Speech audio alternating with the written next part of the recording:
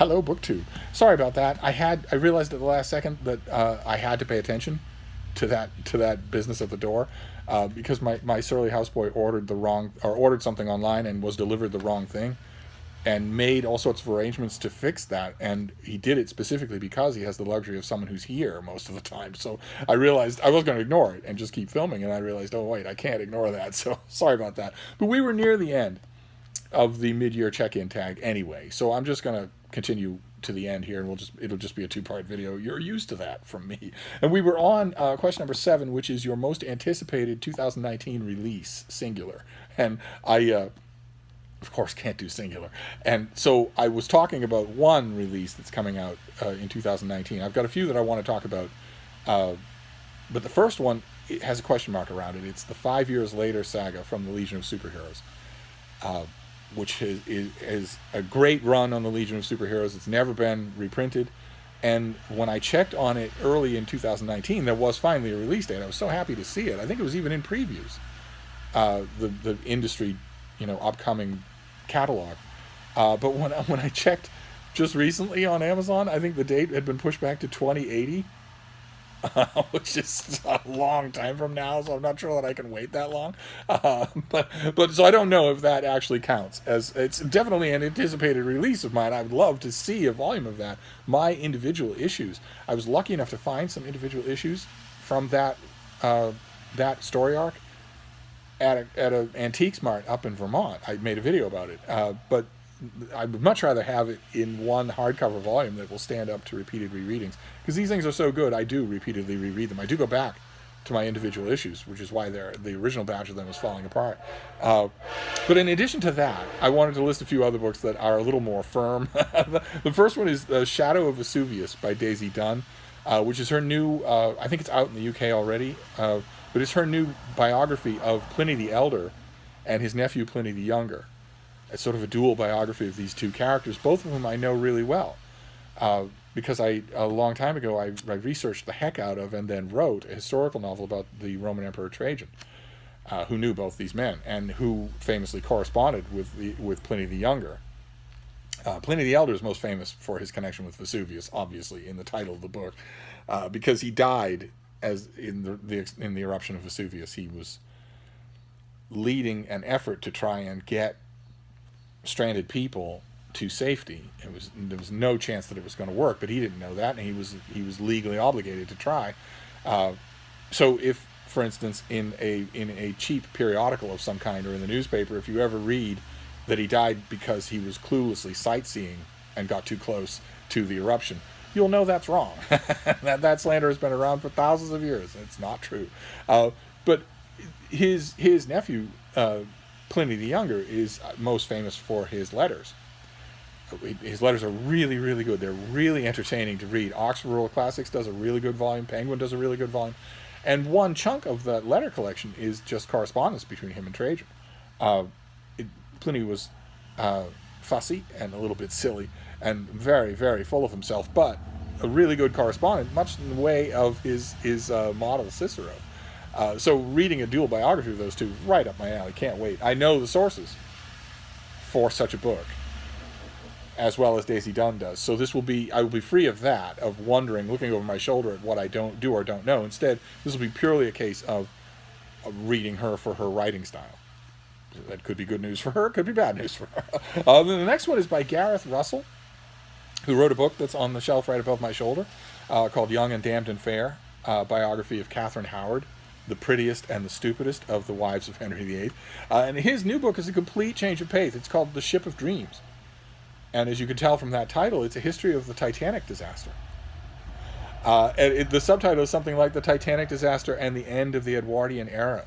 So it sounds like it's going to be not only a new narrative of the Titanic story, which is fairly well known, but also that it will embed that story in a broader sociological complex, and I'm all for that. Can't wait to read that. I don't know what the release dates for any of these things, but these are probably very late in the year because I haven't seen any hint of advanced copies of any of them. And the last one I want to tell you about is an Everyman's Library collection. They do really nice reprint volumes.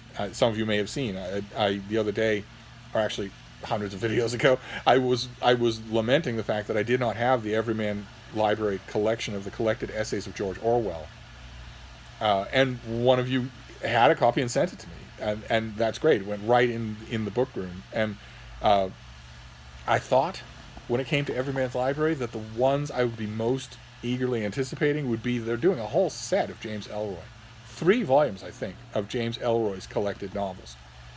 Incredible news for those of us who are fans of James Ellroy. That is amazing, because I don't have 90% of those novels. I don't have in any format. I certainly don't have them in nice archival hardcovers. Fantastic. I thought that was going to be the most anticipated Everyman's Library release of 2019, but it's not. It's not. Apparently, at the end of the year, they're doing the collected stories of Elizabeth Bowen, who is a terrific short story writer, just terrific. And in America, anyway, in used bookstores, by far the most common thing that you would get from her would be the collected stories in a kind of a blue trade paperback that was really not very well made. Even the hardcover was really not very well made. So you'd be reading it, enjoying it. I've lost count of probably 4 times I've been reading that trade paperback, a different copy of that trade paperback, and had it literally falling apart as I was reading it. And with this Everyman's Library volume, that will be a thing of the past. I won't need to worry about it anymore. So I'm eagerly looking forward to that. There are lots of other books, lots of them, but those 4 I can definitely list for now. And then question number 8, what's your next big priority for your reading in 2019? And this is going to be an echo of a fairly annoying comment that I made in my mid-year freakout tag, which is that my priority for 2019 is the rest of 2019's big releases in the 15 genres that I call home. So all of the new mysteries that are coming out between now and mid-December, all the major releases of science fiction and fantasy, all the major releases of romance, all of the major histories, the major biographies, the major fiction, the major debut fiction, the major general purpose nonfiction, the major science and nature, the major translated literature, all of that.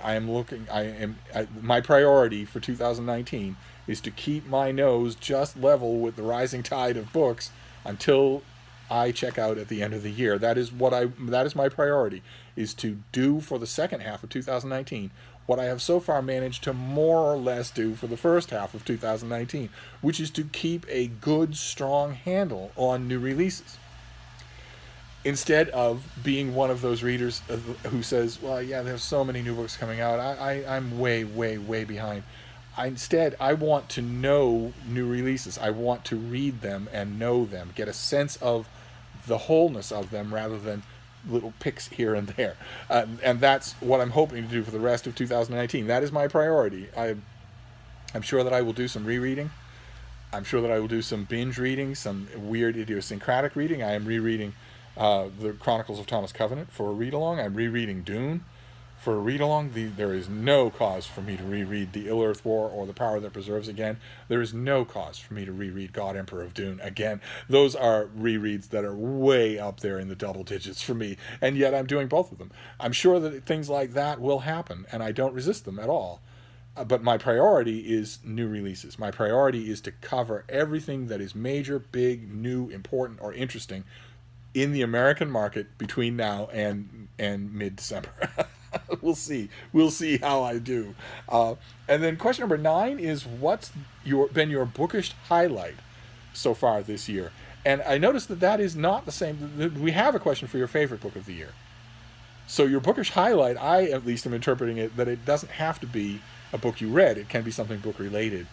And I have something that's book related that I have here. It's my only prop to save you from my smallpox scars from 1782. It's the trade paperback of Yuri Slezkin's book, The House of Government, which I read and loved. I think this is, in all but name, a great Russian novel. Certainly, in all but name, one of the great Russian novels of the 21st century. It just happens to be nonfiction. And the bookish highlight part is that in addition to Margaret Atwood and Tom Stoppard, one of the cover blurbs is me. See that? And that definitely counts as a bookish highlight for 2019. So I know that it's a little bit solipsistic, but then, that's what the nature of this question is. So I'm definitely going to include that. I read the book. I championed it. I pushed it on other reviewers. I worked hard to get a review of it, even though my editor at the time was a little bit leery about such an enormous book on such a depressing subject, and I labored over the review, at least, you know, to the limited extent that I ever labor over anything that I write. I think the review took me 35 minutes instead of 15, but you know, lots of people wrote about it, so there was never any guarantee, never any hint of any kind that I would be blurbed at all, much less blurbed by name on the cover of a book I loved so much. So that definitely counts as a highlight. And then the last question is to tag people, to tag a whole bunch of people. And I want all of you to do this tag, but I have no idea who's inclined to and who's not. I know it sounds like the usual tag cop-out, but I want everybody to do this. I love hearing about this sort of thing from fellow readers. So if you're watching this video and you have a BookTube channel, please do this tag in addition to the mid-year freakout tag, because this one's a little more subjective, right? It's your favorites, things that have stood out for you, that sort of thing. I think they merge quite well together, so feel free to do this. And if you're not doing the mid-year book freakout tag, then definitely do this. But anyway, I'm going to wrap up for now. So this is a 2-part tag, but we have a lot of other bookish stuff to talk about, so I will be back. Thank you, BookTube.